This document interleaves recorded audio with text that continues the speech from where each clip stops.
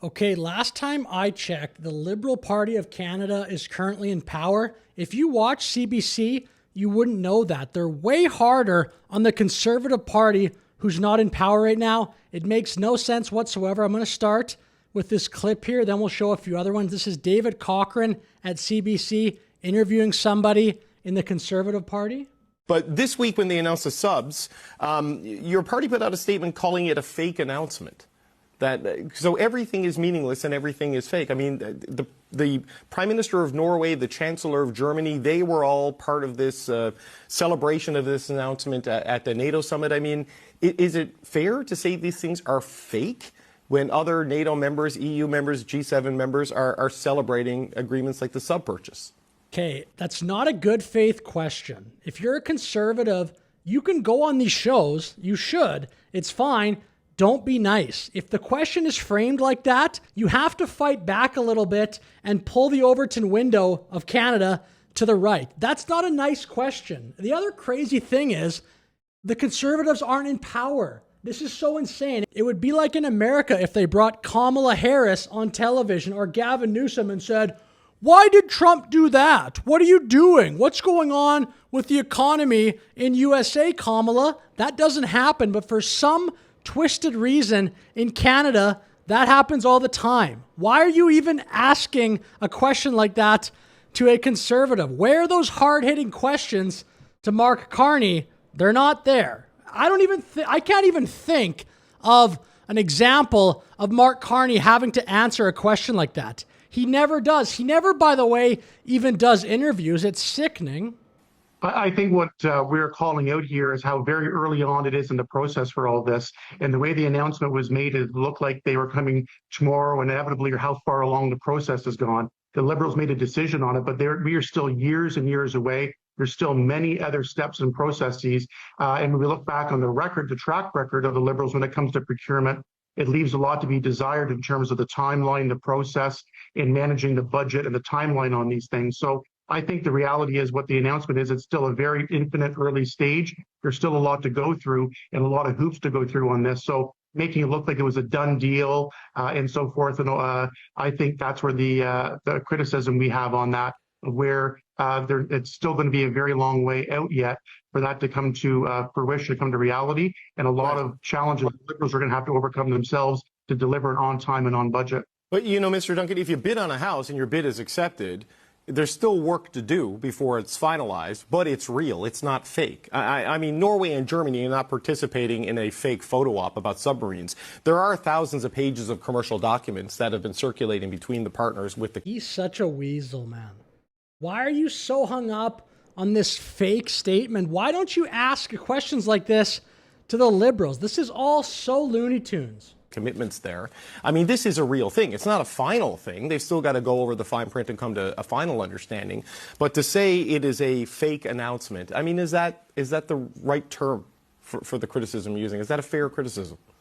Dude, why don't you just cry harder? I think what is I think what top of the fake is the timeline wise of how it's actually, when it's going to come to fruition and how it's going to come to fruition. It's still going to take a very long time to do. And again, based on the Liberal record of procurement, again, for the last 11 years, that's what we're basing the record on when it comes to the timelines and comes to the budgets.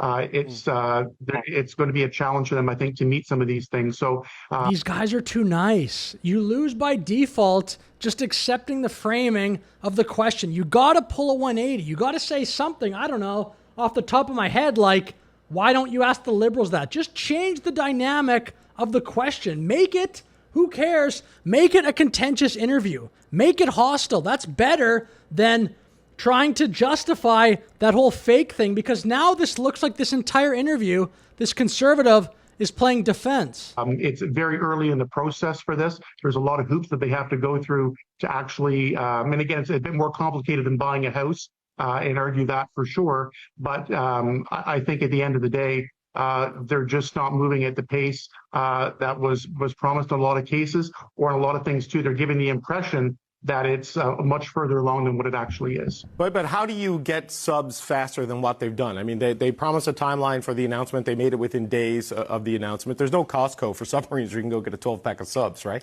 These things take years to build, and Norway and Germany have let them move up in the production process to get some boats earlier. I mean, how do you do it faster than this? Okay, another one here. I don't even know why this segment has to be on CBC. I mean, I suppose, but they never talk this way about other political parties. Look, I've been following Twitter or X now, as I'm sure all of you have, and lately I haven't really been all that interested in because it's a cesspool of. Lately, it's been a cesspool. No, only now. You know, in the last few years, it's been a real. Okay, on one hand, he says he's not been that interested. He'll just immediately contradict himself here.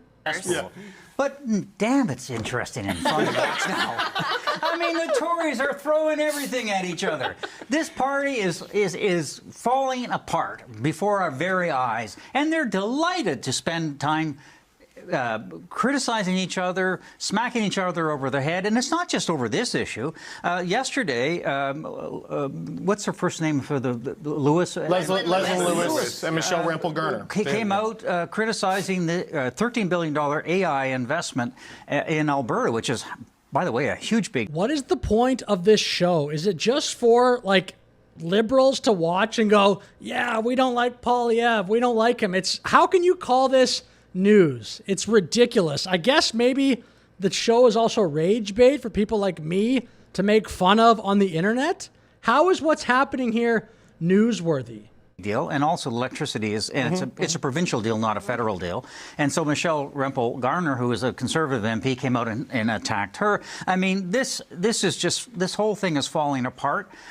Today, Conservatives are laughing at, if you haven't watched it, go on X and look at the Poilievre hamburger tweet, which is all about inflation. As hamburgers prices have gone up, what was it? 600% in what, 30 years? Really, and it's all the Liberals' fault, of course, right? But Conservatives themselves are laughing at this. He didn't even say anything there. He just dislikes Poilievre. He basically said, Poilievre also tweeted about hamburgers, and I didn't like it. And so I think that Mr. Poilievre is in very serious trouble. He's lost control of his caucus. His party is deeply divided, and I think he's just hanging on by his fingernails right now.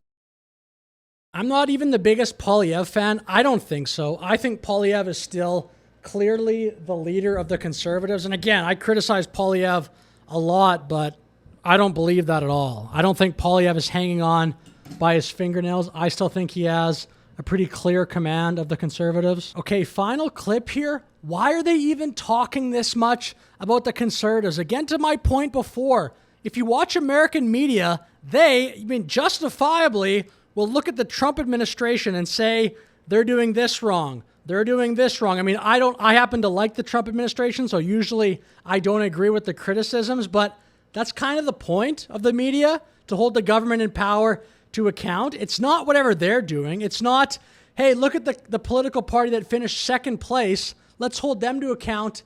It's so stupid.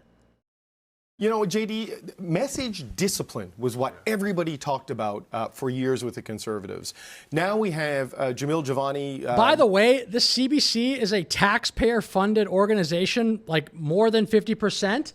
Why is this guy on a show like this? It's so unfair to everybody in Canada. He is obviously a partisan person, okay? He's not on a show. Like, if you want to call the show Power and Being a Partisan Hack, I still don't think it's correct because it's a taxpayer-funded thing, but this is obviously a left-wing lunatic. Everybody knows that. If you're somebody that's watching this video somehow and you're a liberal, what do you think? Do you think this guy is fair?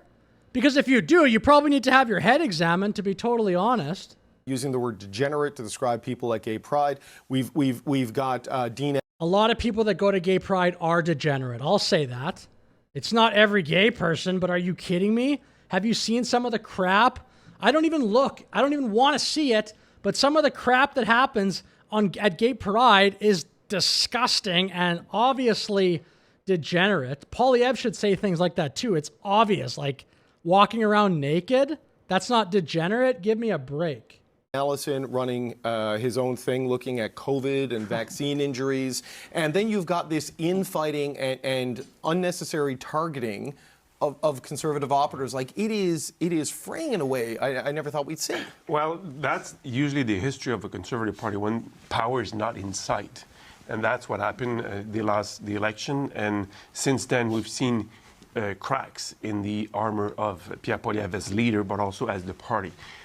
Party discipline was easy when power was so near, them in the last election. You could see them. Now they're trying to maintain that discipline, but they feel like a bunch of parrots in the House of Commons reciting the same thing over and over again during question period, for example. And to me, like Bob, this is going to be the summer of discontent for the Conservative Party, which may lead to people calling openly for the departure of Mr. Poilievre. You think that's because, like, I don't know what's Twitter, X noise, whatever it is, and what is real. So this is real news. But these are MPs and senior party operatives that are fighting each other. It's not some ordinary grassroots I'll point out conservative. something about the Quebec MPs, the Tory MPs. They were quite, very silent on Mr. Poilievre. Not silent, but supportive of him. One has left the party now. Richard Martel accepted a nomination in the Senate by Mark Carney. And that will open the door, I think, of more thinking, maybe people speaking more freely about the future of the party in Quebec. Also, if they lose the by-election that is coming up in that. Martel sitting as an independent is a signal, right? Yep. Exactly. That is a real thing. Exactly. Because he took a shadow cabinet post a week before he took a Senate post, right? So there's. But I was told that he was in negotiations with the Liberals for a little while. Yeah. It's just like Conservative Party drama. This show could be renamed again to Dumb Conservative Party Drama because we don't want to criticize dear leader Mark Carney. Was maybe too shy to say it openly. Yeah. And the Senate opening just, fine. Okay, I'm going to finish the video there. Let me know your thoughts in the comments. Wow.